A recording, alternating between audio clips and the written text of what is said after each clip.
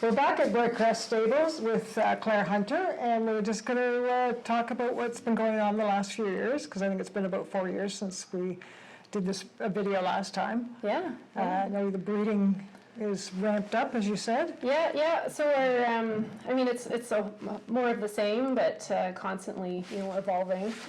Our breeding programs are increasing with numbers of mares and quality of mares, which is always so exciting, and we feel very lucky to have the horses that we do.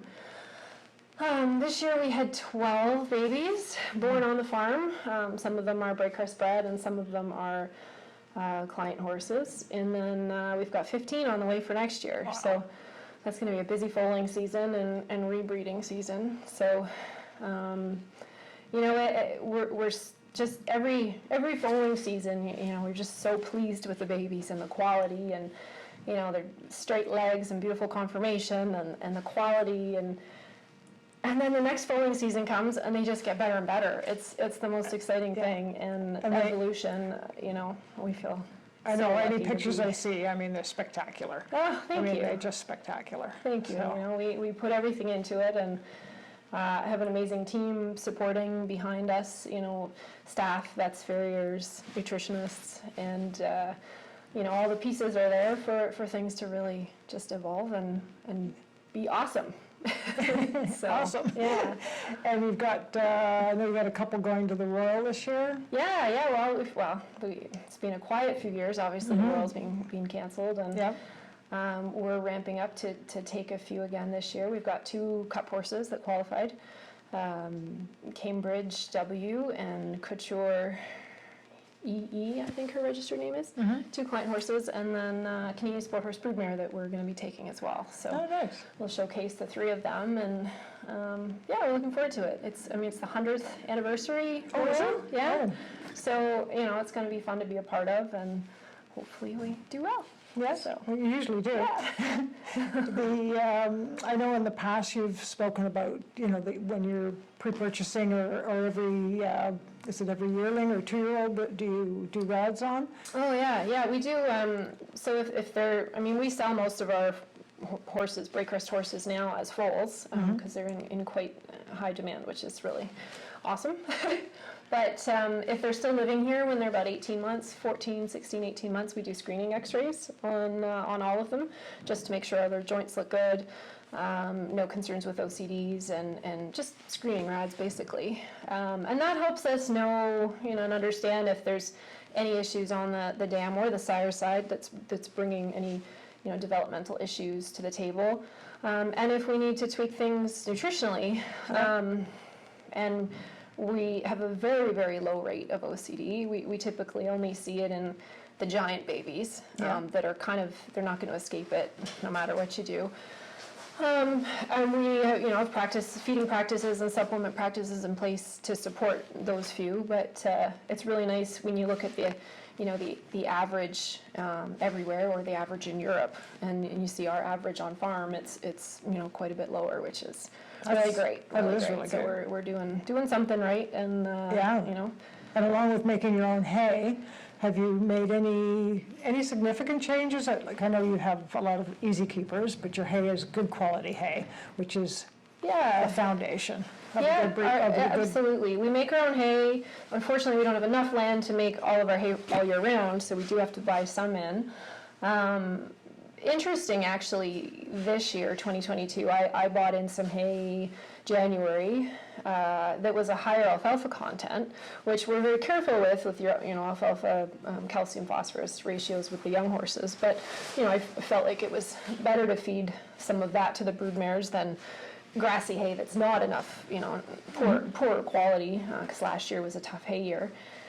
And so we fed our brood mares just a little bit richer, a little higher alfalfa from January to foaling, and everyone, their colostrum was off the chart. We have a refractometer and we test all the colostrum, well over 30, every mare. And their gestations were about 20 days shorter, every mare. So, and that's the only change we've made. We still are feeding our hay, which is a Timothy alfalfa grass mix, but added just a little bit more alfalfa through this other supplier, and we saw quite a significant change in the mares. So next year, I suppose we'll find out, when these babies that were born this year are then a year and a half, 18 months, how their x-rays look. And Yeah. so far their legs are clean and tight and look great. So Yeah, and along with the feed, which is all phase 20 and phase 2. Yep. And Yeah, most of our broodmares actually just live on the all phase 20 most of their pregnancy, Yeah. because we're very careful not to let them get obese, because they are Yeah. warm bloods, so Yeah. they don't need don't need too the many extra calories. But you want to make sure your vitamins, minerals, protein, everything is well taken care of. So we use the all phase 20 and the flax appeal, and then closer to delivery we switch them to the phase 2, depending on If their they need condition, it. if they need it or not. Yeah. And usually about a week after they start lactating, then we start increasing. Because if we increase too soon, they're really in good flesh. So we have to be Yeah. careful that, it's a balance. And I think it's really important to be looking at these mares every week and adjusting often through lactation, because sometimes I think people get behind and all of a sudden these mares are very thin, and then you're trying to play catch up while they're lactating, and that's a problem. That's hard to do. It can be done. We've done it, on mares that ship in and they're a little bit lean. We're able to get them caught up and gaining, but it takes a lot of calories. Yeah, it does. Yeah. It does. Yeah. It really does.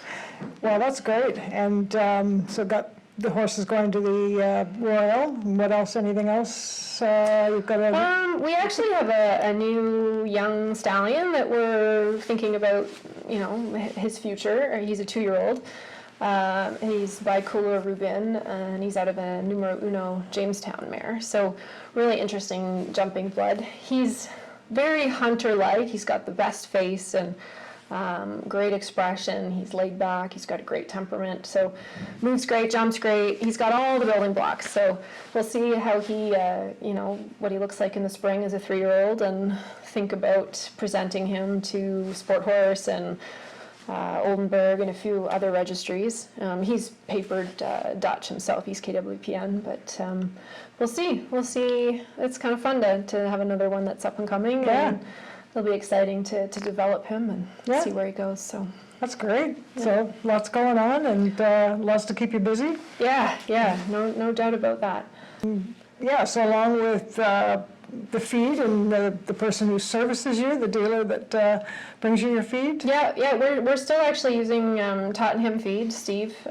He's been servicing us for, it'll be 20 years this year. Yeah, 20 years. And from our old farm in Loretto,